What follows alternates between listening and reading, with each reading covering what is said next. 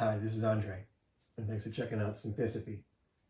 Synthicopy is integrating the wisdoms of history, based on fact and truth, into present culture. The roots being synthesis, history, and Sophie, as in philosophy. Sophie, the Greek root meaning wisdom, knowledge. Today we're going to talk more about chapter 29. What can we do to depolarize a nation? And note, this is part 3 and last part of this chapter. So, recall how politically polarized we are today? Democrats on the left, Republicans on the right, the upside down bell curve, very little middle ground. But underlying all this hyperpolarization is the current state of politics at the federal level. The U.S. Constitution describes the 3 branches of government: the executive, legislative, and judicial branches, as in the President, Congress, and the Supreme Court. The 3 branches act as a system of checks and balances to prevent any one branch from becoming too powerful, where power is divided among the executive, legislative, and judicial branches, allowing each branch to limit or check the powers of the others to prevent any one branch from becoming too dominant, ensuring a balance of power. That is not the state of our federal government in Washington today.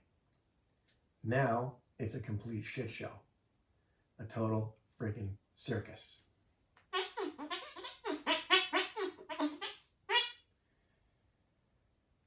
And here's why. In ring number 1, Trump as president is inept and incompetent. He bounces back and forth between his terrible twos and juvenile playground bully. He has no concept of truth and has a false neuroreality.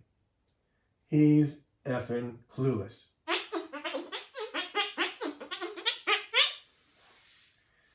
In ring number 2, Congress has forfeited all its power and is cowering to the president.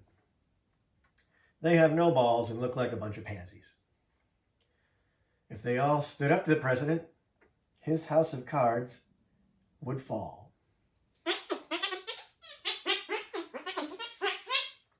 In ring number 3 is the Supreme Court.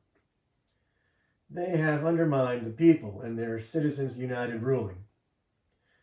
They have elevated the status of the president to a king, granting him absolute immunity.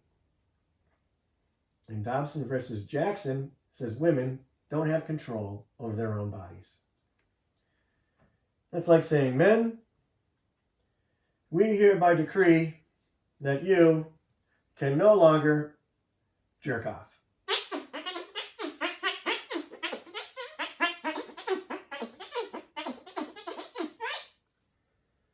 This would all be funny if our democracy wasn't at stake. This year is the United States' 250th anniversary.